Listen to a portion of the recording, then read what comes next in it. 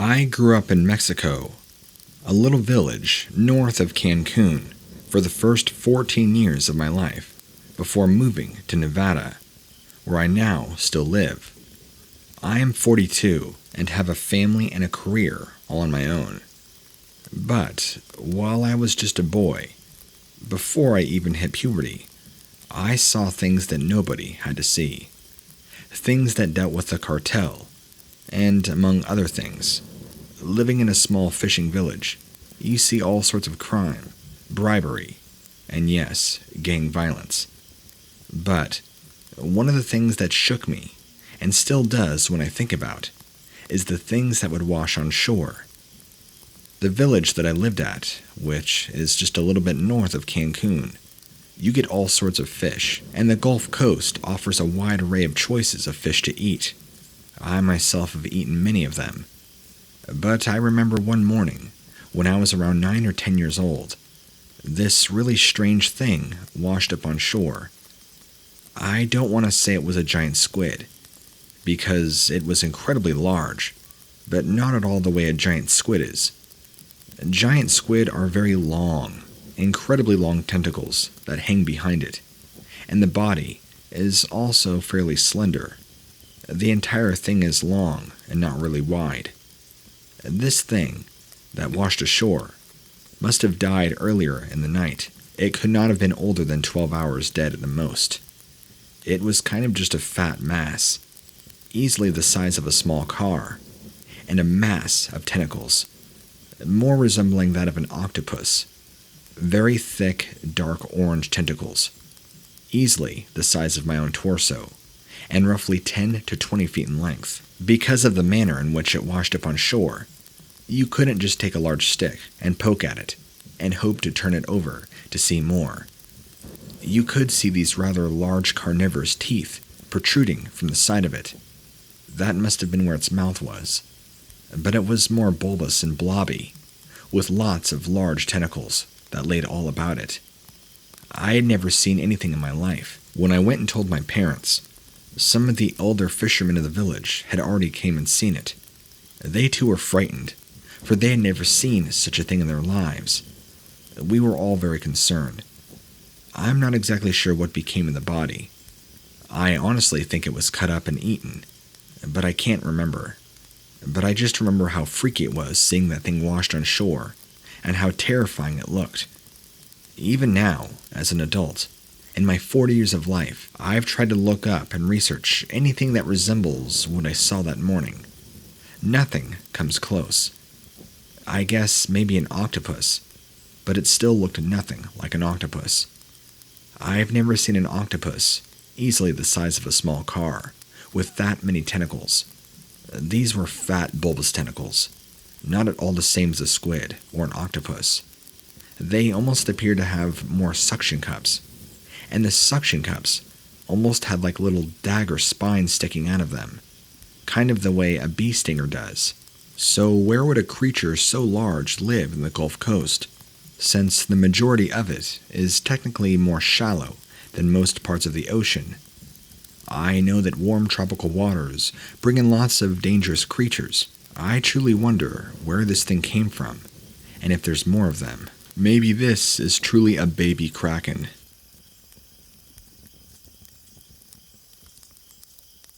Not really a scary story or a personal encounter with a cryptid, but I think you'll find it interesting. I was off the Gulf Coast, fishing with some friends, and we had just caught a sailfish, or should I say it had just bit the line. We were in the process of reeling it in, and as it was about 10 feet from our boat, this Goliath 10 to 20 foot tall, prehistoric looking fish comes out of nowhere and devours the entire sailfish whole, pulling the rod out of my friend's hands with it, down into the depths of the water. We all start freaking out, having no idea what just happened or what we just saw. Safe to say that when we went home that day, we all tried to do our homework, and we could not find anything. It happened so fast, it kind of reminded me of a large alligator gar, but looked far more prehistoric. And I'm not kidding on the size. It was much bigger than the sailfish, easily the size of a great white shark. which is why we were all stunned at the speed and the sheer force that this thing had, because not only did it grab the sailfish in one bite, but it had such force that it literally pulled the rod out of my friend's hands off into the water. And it was a pretty expensive rod, since my buddy is a much more professional fisherman than I.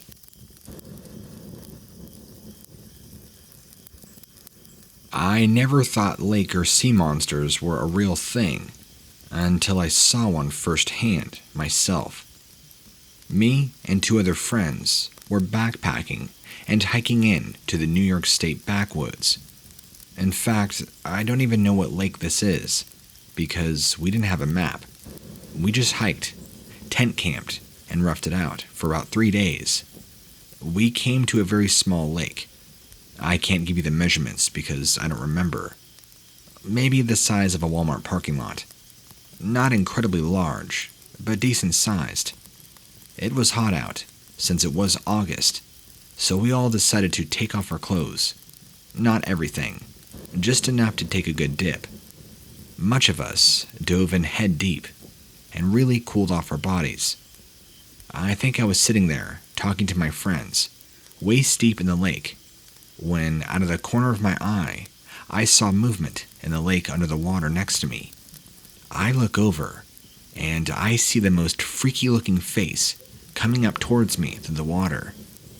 It looked kind of human, but very evil-looking, like reptilian eyes and large alligator-like teeth. It looked humanoid, with reptilian features and a very small snout.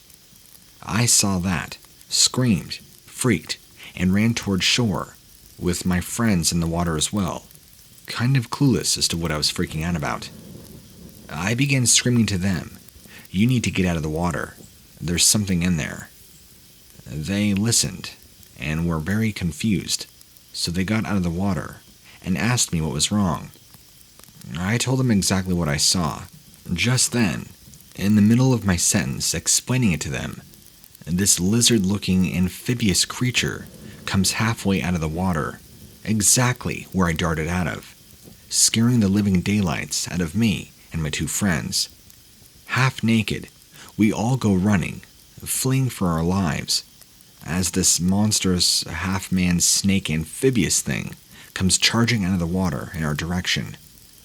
We go barreling into the woods, maybe, a few hundred feet, before we stop, realize that this thing isn't following us. Of course, we're all out of breath, and keep repeating ourselves to each other. What was that thing? What is that? What do we do? So one of us had to be brave enough to go back and grab all of our stuff, which we left right there on the shore of the lake. It was me.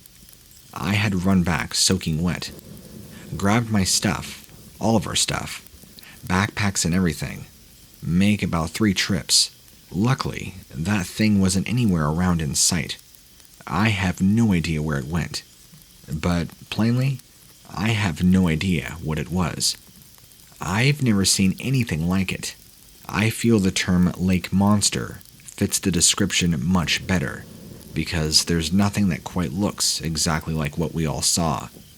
And I know I'm not crazy, because all 3 of us saw it, and it certainly seemed pissed we were there.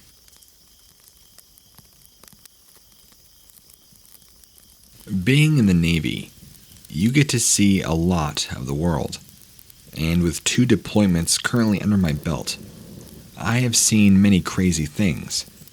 However, this occurred during my last deployment, and it's a moment that I will never forget. Not just due to the fact that it left me physically shaken, but there was no explanation to what we saw that night. For security and privacy reasons, I will not be discussing the name or type of ship that I was stationed on. I hope you can understand. I had watch from midnight to 4 in the morning, and my watch station is in a little area right behind the bridge. In this area, I was the supervisor of a small team of 4 others, making sure that they did their job properly, which was to make sure we knew what other ships are out there, who they are, and where they came from. The midnight watch is usually pretty boring. Nothing really happens. The bridge team tend to keep to themselves around that time, and only came to bug us when they had questions about a ship, or any possible ships in the area. We had one person out on the bridge to talk to, the lookouts, which were people stationed around the ship that made visual reports to the bridge on other ships or any marine life that could be near us. To ensure that I knew what the lookouts were reporting, I had a speaker hooked up to the station that the lookouts used to talk to each other and make further reports. Usually, during this time, the lookouts like to talk about nonsense and gossip.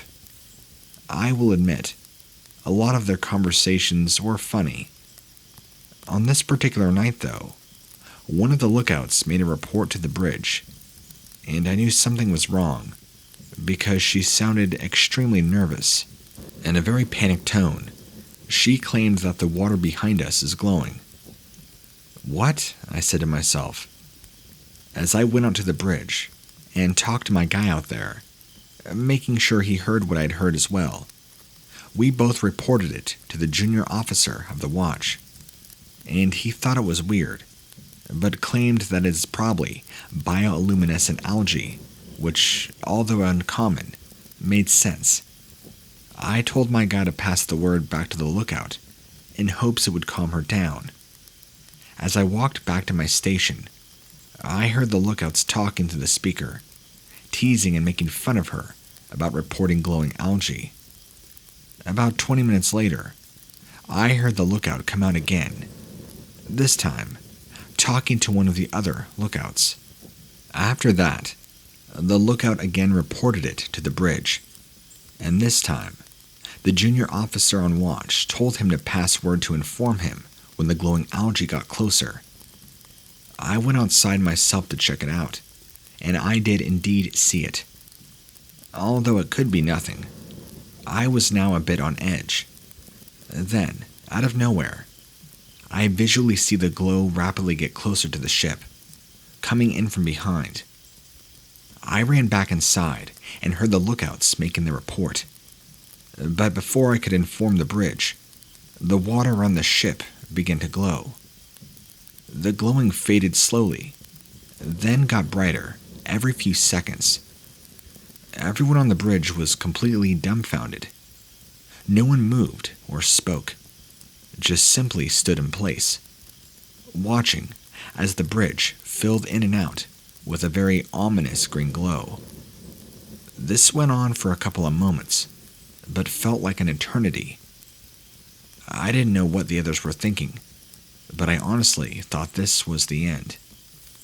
We then watched as whatever was glowing beneath the ship slowly move away from us, moving ahead of us.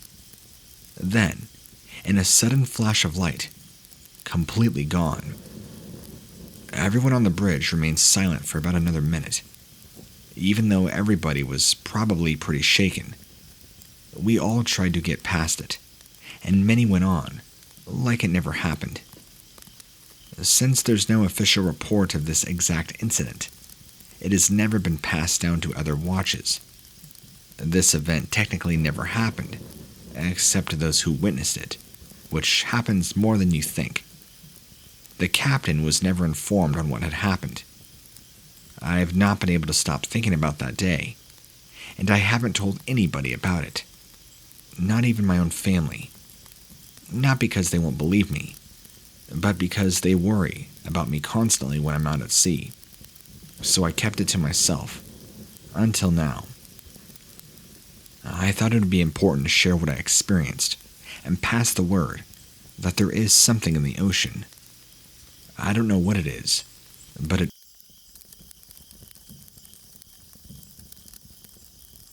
Ever since man first took seaborne vessels out onto the oceans and seas that surround us, they have returned with tales of violent storms, sea monsters, and ghost ships.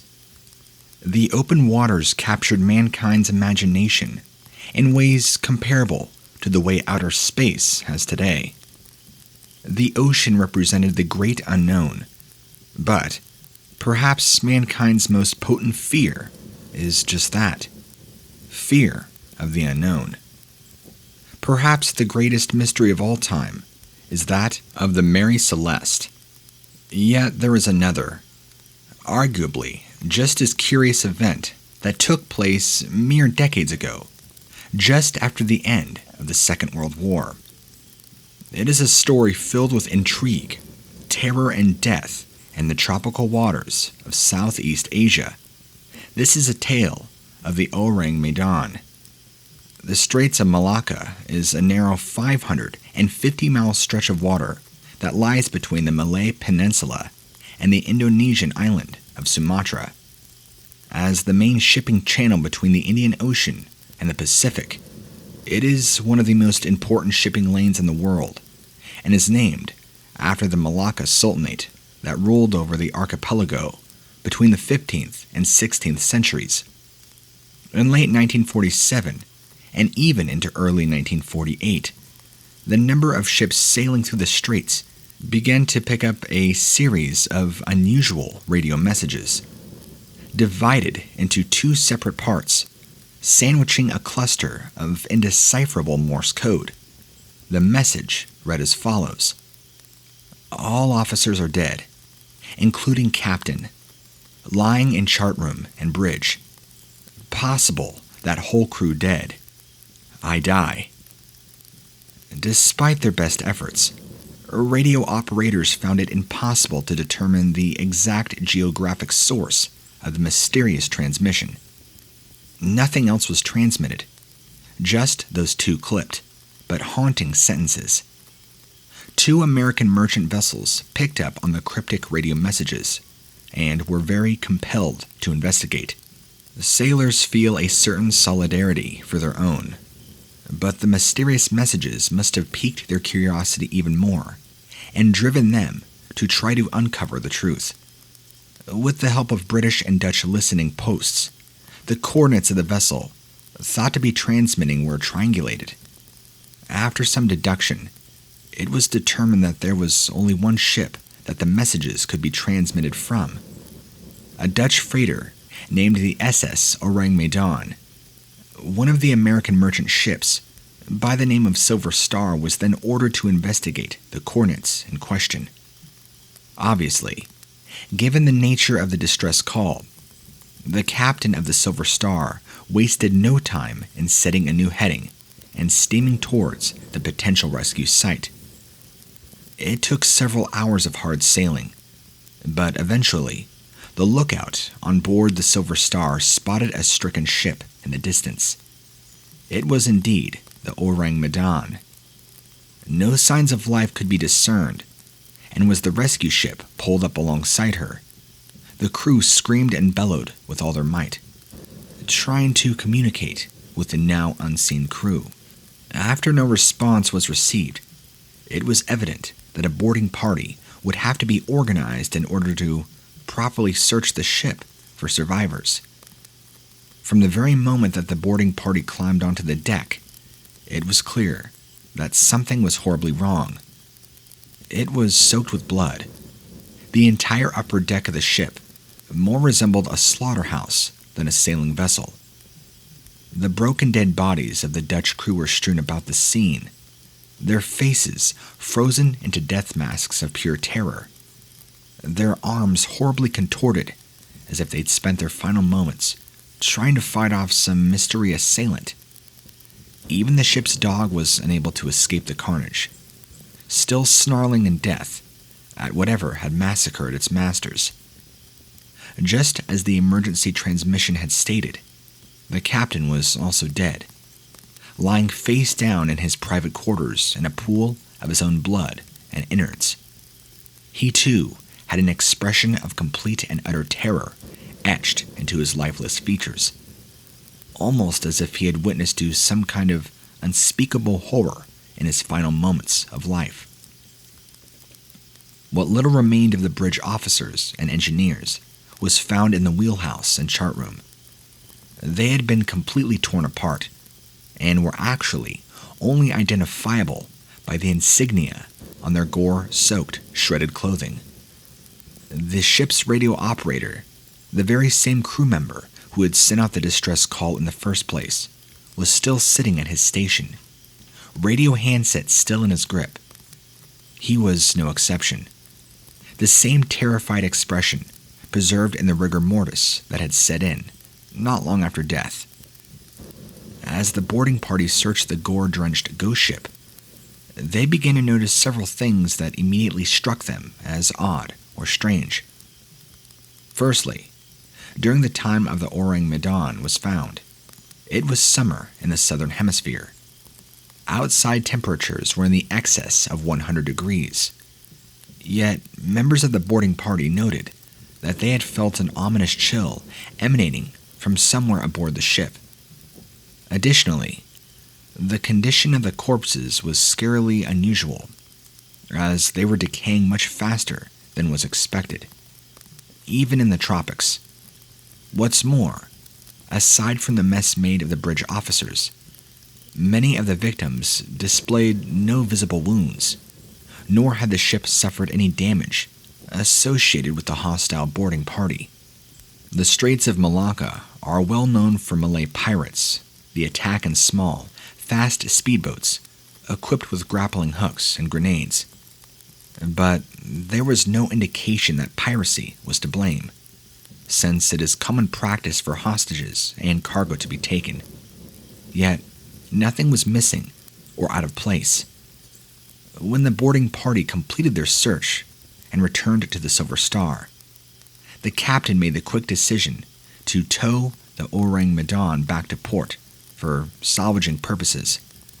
But it was only once the ship had been tethered together that smoke was discovered below the deck. This confused the men who had been part of the boarding party, since they had searched the ship intensely, and no sign of fire was ever discovered. The crew of the Silver Star rushed into action, quickly severing the rope, keeping the two ships attached before potential disaster could strike. Just minutes after, the Megladon exploded with enough force to lift it clean out of the water before finally sinking to the bottom of the sea. The first official accounts of the incident were recorded by the United States Coast Guard in May 1952, in addition to the witness testimony, which detailed the sorry state of the crew themselves. The published account added that they were all found with their faces frozen, upturned to the sun, staring as if in fear. The mouths were gaping open, and all eyes staring. But many naval historians argue that the Orang Medan never even existed, and officially speaking, it didn't. At the same time, the Megladon was supposed to have suffered its terrible fate in the Straits of Malacca. The Silver Star was operating under another name entirely, the Santa Juana. The Grace Line Shipping Company had bought rights to the ship and renamed it way after the late 1940s. In contrast, there are some that insist that the Megladon was a real ship, and insist that she was registered in Sumatra. Sumatra was a Dutch colony that formed part of what was known as the Dutch East Indies.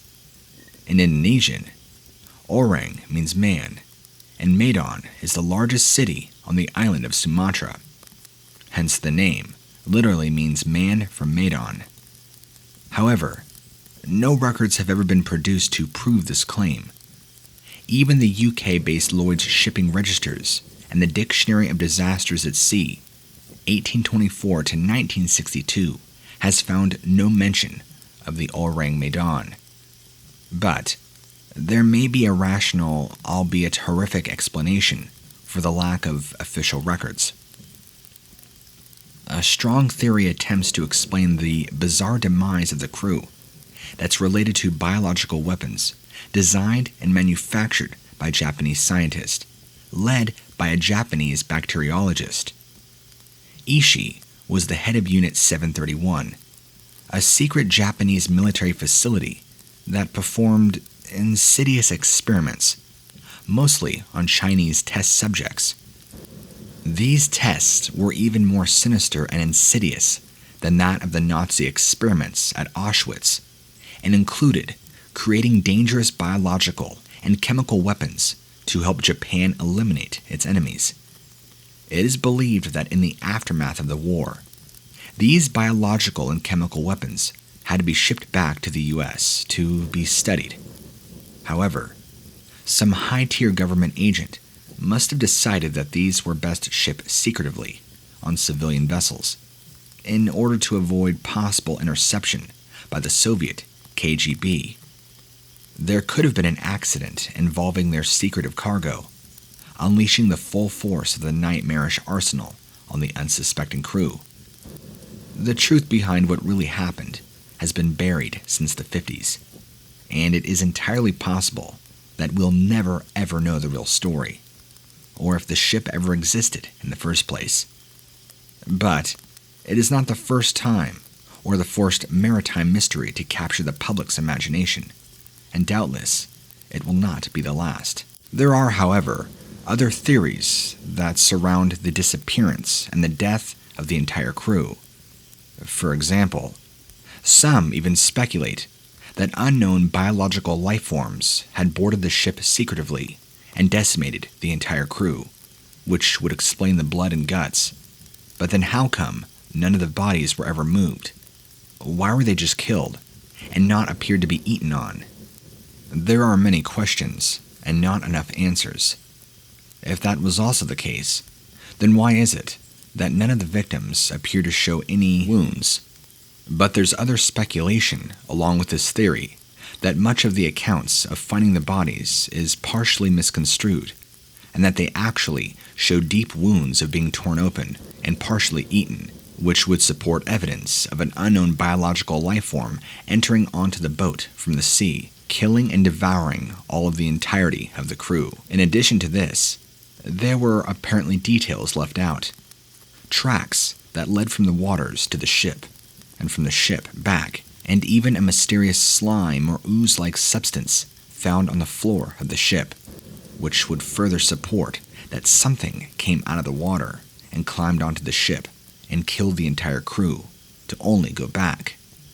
But then the question again arises, why didn't it or they take the bodies? It's believed by some that because of this, the details of the story had to be changed, further pushing it in the direction of a Japanese bioweapon being unleashed. But once that plan failed and the ship ended up sinking, that all decided to be scrapped anyway, which could explain why all of it is now gone and disappeared. Why you can't find any traces of it. They really had to cover their butt. Either way you look at it, be a Japanese bioweapon or some horrific biological life form from the sea coming up onto the ship and devouring and killing all the crew, there's something more going on than we can ever imagine. Something that makes me personally terrified to ever step foot out on sea.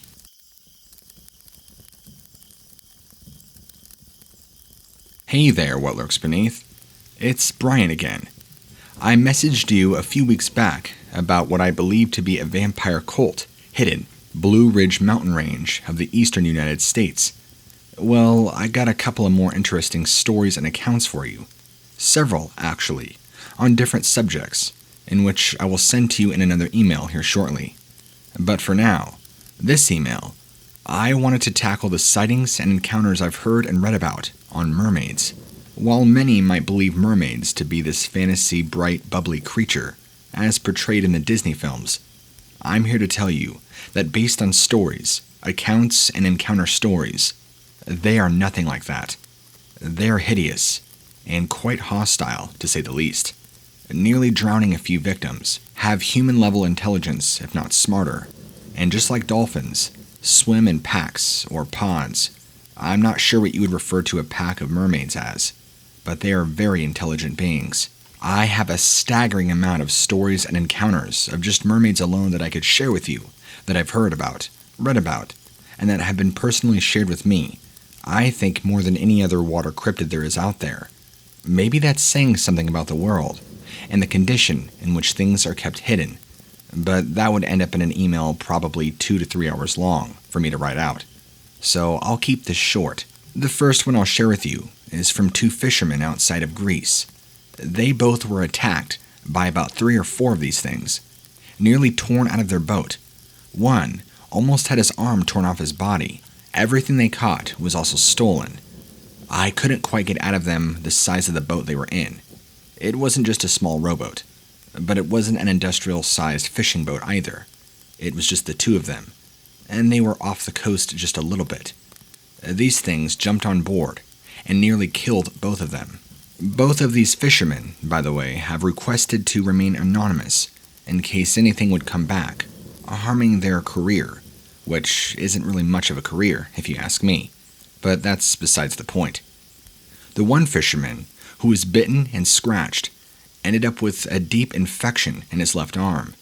It started oozing this aquamarine blue ooze that he had to get treated at the hospital. It was highly infectious, had high amounts of unknown bacteria, or so the hospital told him. This was also pre-COVID, and he was lucky, being told by the hospital staff. Had he neglected to get the proper medical attention sooner, he would have had to have had his arm amputated, because whatever this ooze or pus was, it was severely infecting his entire arm. I don't even know how to comment on that. I know nothing about that ooze, or what these creatures did to him. Perhaps it's some sort of venom they produce in some glands they might have. I'm not too sure, but that's not the first time that I've heard about this green-blue ooze that these creatures leave behind. Yet, another terrifying account that I had heard was an older gentleman who was sailing off the coast of the Florida Keys, not too far from shore. He was surrounded by about 7 or 8 of them on his boat, and while the 2 sailors from Greece didn't give me a great description of these beings, he did, and it did seem to coincide with the 2 sailors from Greece. These beings were like a deep blue color, very humanoid, almost half fish, half creature. Huge, large black eyes, almost non-existent lips, and a non-existent nose, except for 2 little nostril holes. Webbing and fins all over its body. It definitely looked like it belonged in the ocean, or that it was a failed science experiment, is what he said. These things emerged from the water, and all made this weird clicking humming noise in unison, almost as if they were communicating to each other. What? I don't know. But after that, they departed, and they were not seen after that. This older gentleman didn't exactly see where they went, because he said it was like they suddenly disappeared. He has never been that frightened in all of his life, and he's lived in southern Florida his entire life, has never seen anything like what he saw that day. It scared him for a while, but I think now he's going out back fishing and sailing again. Good for him. About 6 or 7 years ago, I received an email from someone who called themselves Jack. They, back in 2001, were actually detained by the military because they were on the Gulf Coast of Texas and were on the beach when this creature washed ashore. He said he got a pretty good look at it, even took pictures, said it looked exactly like what you'd expect from a mermaid creature. Not the way that Disney portrays them, but ugly, hideous, half fish, half man, except more ugly, more evil looking. Webbings and spines all over it, large black eyes. I was shocked to hear it was the same description the old man gave me when I compared the 2 stories. Said it had a mouth full of shark-like teeth, and was completely horrified at what this creature was. It was taller and longer than him, having a long fish-like tail and fin behind it. Shortly after, before he even left the beach, a squad of military police arrived, detaining him, taking his phone, and closing down the entire beach. It was early in the morning, so he has no idea how the police or the military police knew about this. He was really the only one at the beach at the time, just on a morning walk, is what he explained to me in the email. He was detained, questioned, and actually arrested and put in jail for about a month. Not like county jail. It was a special military jail, is what he told me. He was questioned every day, what he saw, and what he would refuse to tell the public if it got out. He was given ample threats that he did not see anything, and he was to not tell anybody what he saw. He would not have any of his questions answered either, and that's a scary thing. He was released, but didn't end up sending me this email till, 13, 14 years later after this happened. He still doesn't even know what's going to happen to him. Maybe he'll be arrested. He's not sure. He doesn't even know if he's being watched. But he felt it was important to reach out to other cryptozoologists and share their accounts and information. He was very adamant about the government or military trying to hide and cover up something. Why or what? His theory was that these are being created, bioweapons, and that some of them are failing. Either that, or they're being purposely killed and then thrown into the ocean and washing up. Perhaps they are failed experiments and don't meet all the requirements. But if that is the case, you think they'd have a better disposal other than just throwing them in the ocean. These are just speculations. I can't be too sure. Either way, Jack's account is just as horrifying as any other one. Then we have Macy from Southern California, south of San Diego at the time of the sighting. Her and her young son were walking along the beach in a more deserted section when she says that her and her son were startled by this humanoid creature coming out of the water, running right at them, chasing them. She said it looked horrible, very ugly, kind of somewhat like the creature from the Black Lagoon, but also very fish-like. Said it had sharp spines all over its body, and it was a dark green to almost a black color. Her and her son didn't stand there looking too long. They booked it and ran for their lives. This thing continued to chase them until it got to about waist deep in the water, and then resubmerged. She has no idea what that was all about. During this happening, they were probably about shin deep in the water. While I can't be too certain that this was a mermaid creature, it was definitely falling into the category of a humanoid fish oceanic creature. Perhaps a mermaid, perhaps not. Either way, I've attached it to the underwater cryptid section and thought you might appreciate it. Then, back in the early 70s, 1972, I believe if I can remember right, an English submarine was actually attacked by about 12 of these things, nearly taken down and sunken. This thing was about 200 miles off the coast of the Atlantic Ocean of England. For the sake of continuity, I'll just refer to these groups of mermaids as pods. So an entire pod approached this submarine and attacked it. For whatever reason, I'm not sure. Being under attack from an unknown source, the submarine and all the crew in it panicked, not sure what to do. So they fled off.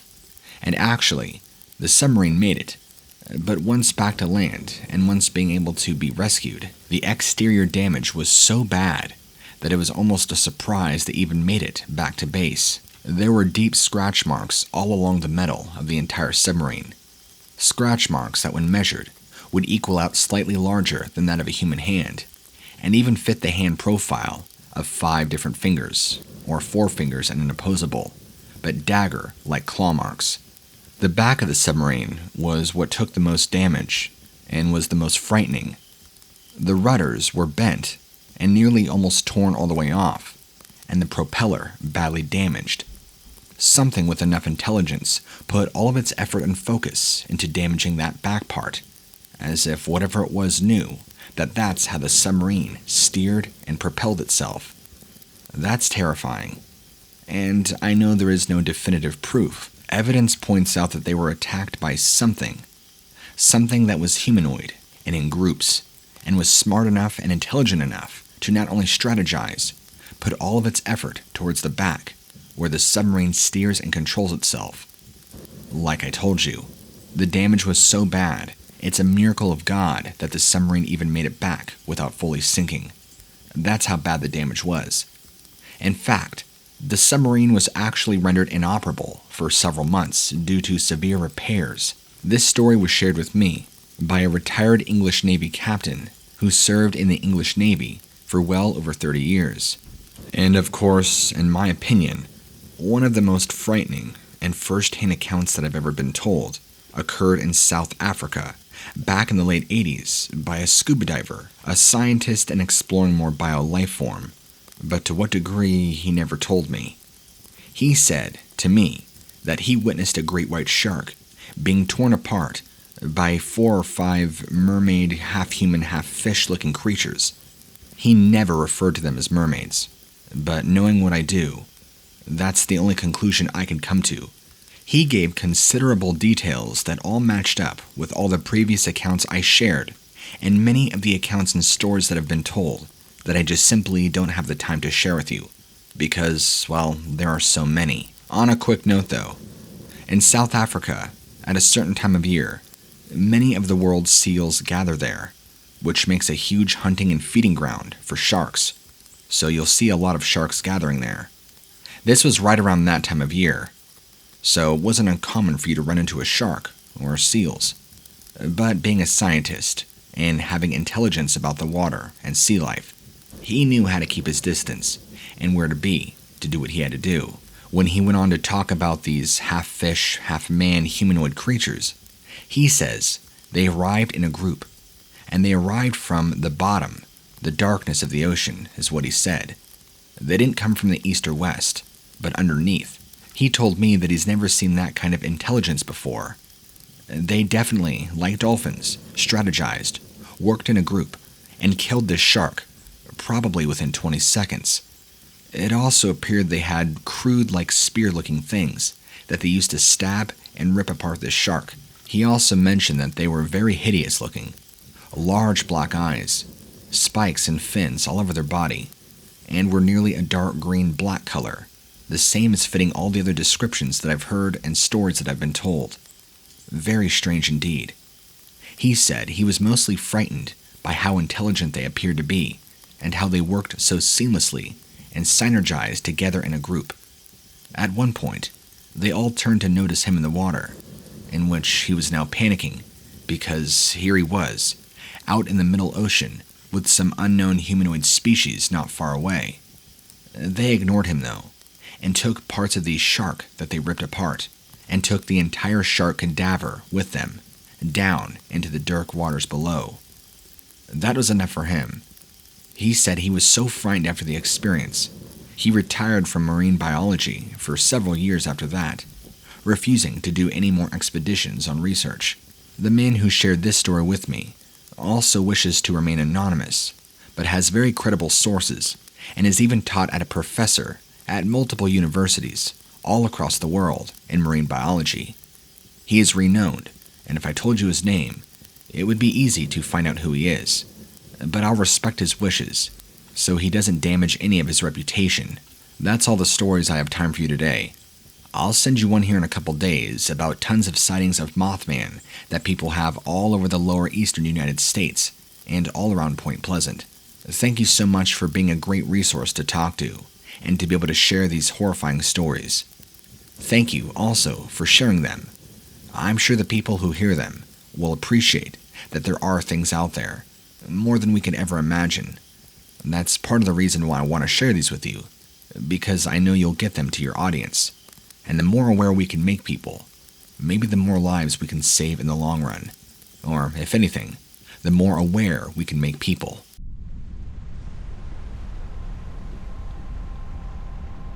I'm not really one to believe in sea monsters or anything strange or that supposedly doesn't exist, like fairy tales or mermaids.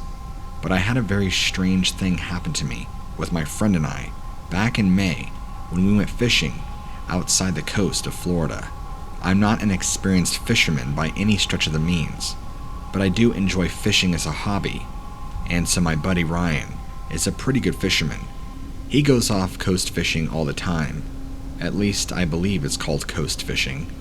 Well, that's what he calls it. So he's taken me a handful of times, but this time was just like any other time. And with the whole COVID thing going on, I figured a nice day fishing would have been good for both of us. Everything went pretty normal, up until a few hours after we were anchored, where we saw these large shapes start circling around our small boat. At first, I almost pondered if they were dolphins, but I thought dolphins come in bigger pods, and I don't know what kind and size they come in, but these seemed to be a little bit bigger than a dolphin, and were shaped differently too. The weird thing was their behavior. They were shaped differently too, and they had a different color, if I'm making any sense at all. Like, they were dark. You couldn't really make out details, and they seemed to have long tails at the end of them, and they kept swimming in the groups of 3 that they came in. They would circle around our boat for a little bit, then swim out a little ways. Then they would swim back to us. It was strange, and I wasn't really sure what to make of it. Even my buddy Ryan was weirded out. We weren't sure what to do. We continued to cast our rods and just try and fish like normal, ignoring whatever these fish or marine life was. Well, they never got close enough to the surface that we were accurately able to see what they were. I'm gonna go with dolphins, but dolphins still don't act like that, nor do they swim like that. And these things, whatever they were, hung around our boat for probably 2 to 3 hours. We weren't dumping chum in the water at all, so I'm not too sure if they were just curious about our boat or what. They never tried to jump on our lines either, so it wasn't the bait we had that was attracting them. It's still weird to think about. Now, it doesn't spook me, because I'm not scared since I didn't see anything, but it's just, I don't know. I can't quite put a finger on it. My buddy even says that that was the weirdest, most strange fishing trip he's been on, and he's been on a lot of trips out into the ocean, at least with me anyway.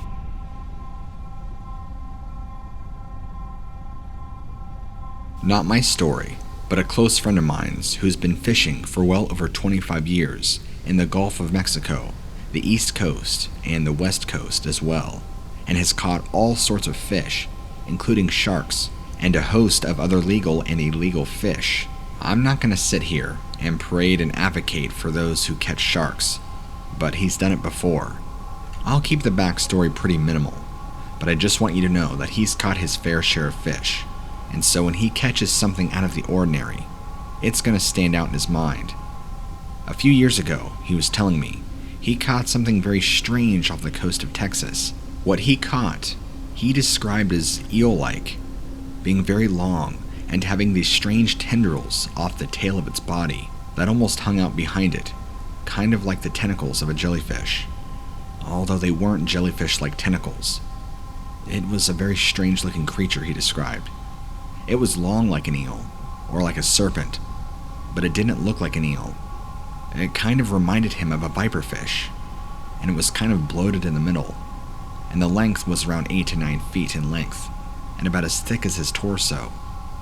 He said he had never seen a fish like it ever before, and wasn't exactly sure what to call it, or to classify it as.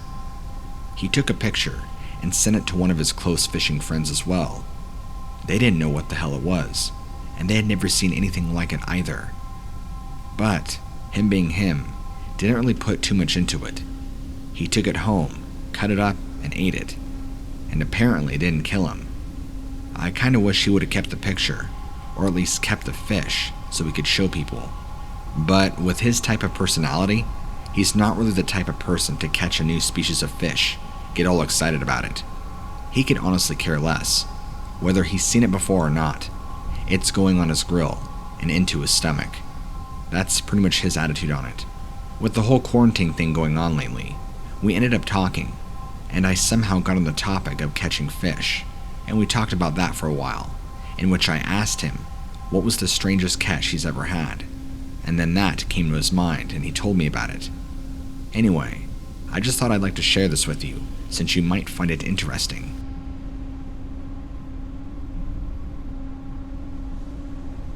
I wanted to send you this email because just recently, I happened to stumble across your video series about lake and sea monsters, and was blown away by the amount of stories you've received from fellow fishermen and sea adventurers. Even though I may not be a fisherman or a sea adventurer by any means, I have many friends that are, and a couple off the top of my head that I know currently reside in England, and they have some crazy stories to tell. In fact, I'll have to put you in touch with them, because the stories they have will blow your mind.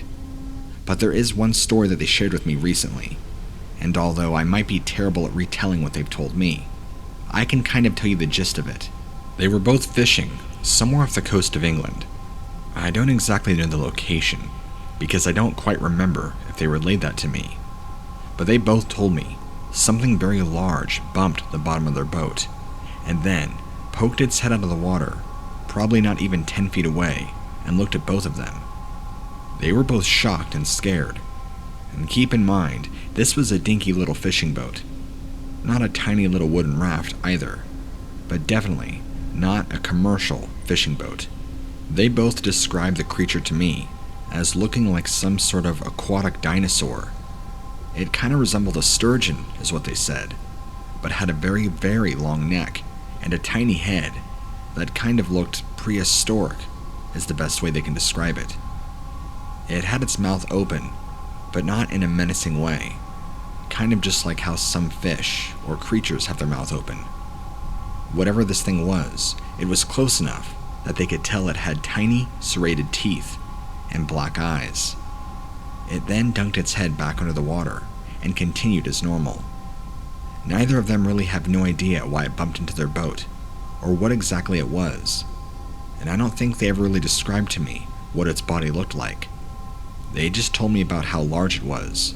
They're thinking that whatever this thing was, right when it bumped their boat, must have not realized that it did it, so that's why it stuck its head out of the water to kind of assess its surroundings, which is why it seemed to stare blankly at my two friends, and then resubmerge and continue on like nothing ever happened. They said its neck was incredibly long, easily 20 to 30 feet, and I'm not joking, it's not an exaggeration. They said it was much longer than a giraffe's neck, and the body of this thing had to have been massive, maybe 30 to 40 feet in length, and the neck was probably around 20 to 30. They said it reached high above the water, and the head was probably roughly the size of a human torso, maybe 3 feet from the edge of the mouth to the back of the neck. Again, this is all just rough speculation on their end, from what they saw about 20 feet away from this thing.